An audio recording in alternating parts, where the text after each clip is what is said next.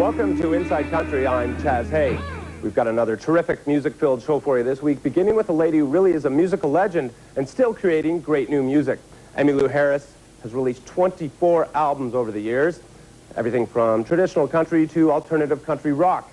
Her first album came out in 1975, and since that time she's influenced countless musicians and singers and crossed all kinds of musical boundaries.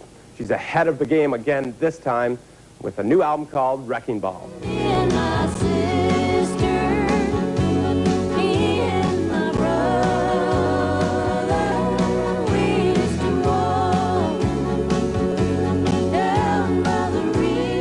Emmylou Harris is a musical innovator.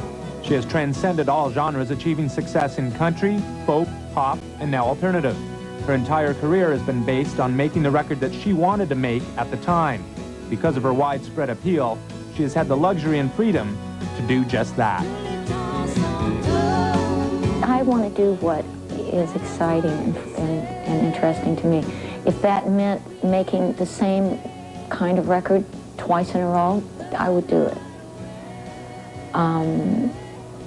But also, you just sort of follow what seems to be, where you seem to be being led. It's almost like you're looking for uranium. You got this little thing, and the opportunity to work with Daniel came in at a time when I think I really needed to make, to zig instead of zag.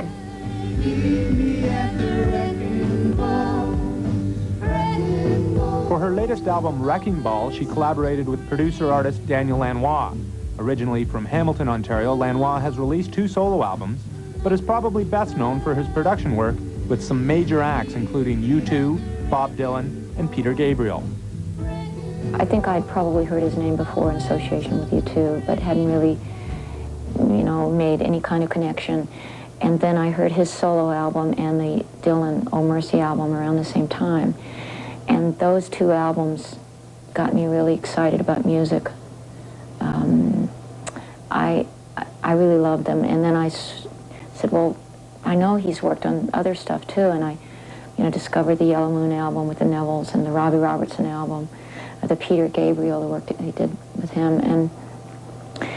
And I began to realize that everything that he worked on it's like he spoke some kind of musical language that I responded to on a real gut level. Wrecking Ball is a big shift in style for Harris, a brave move. While it has a real homey feel, there are a lot of layers. It's an album that has to be heard many times before being fully appreciated.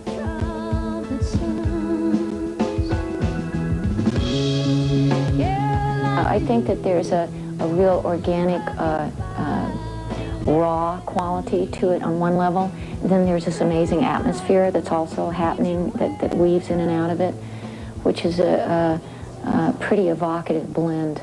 Tunes by Steve Earle, Bob Dylan, Jimi Hendrix, and the Neil Young title track all fall under the Lanois Harris spell. On this album, space, both melodically and lyrically, is just as important as what's there.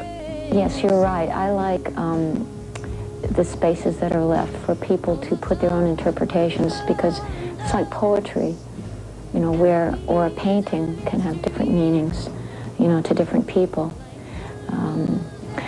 And so the ambiguity is what is evocative and what pulls you in and makes you sort of realize where you're at that particular moment, but also hopefully change your dimensions about what you're feeling.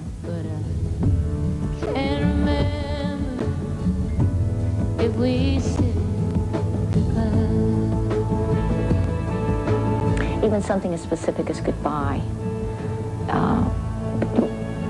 There is a certain, you fill in your own story there. And the track is so gaseous and spooky, in conjunction with these real specific heartbreaking lines. I can't remember if we said goodbye. Still affects me,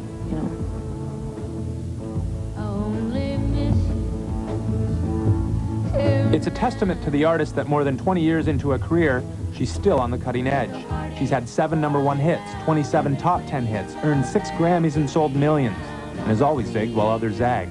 For example, when the New Traditionalists created a new market for country music in the mid-'80s, they were 10 years behind Emmylou. What is it that keeps someone with such an enormous legacy motivated?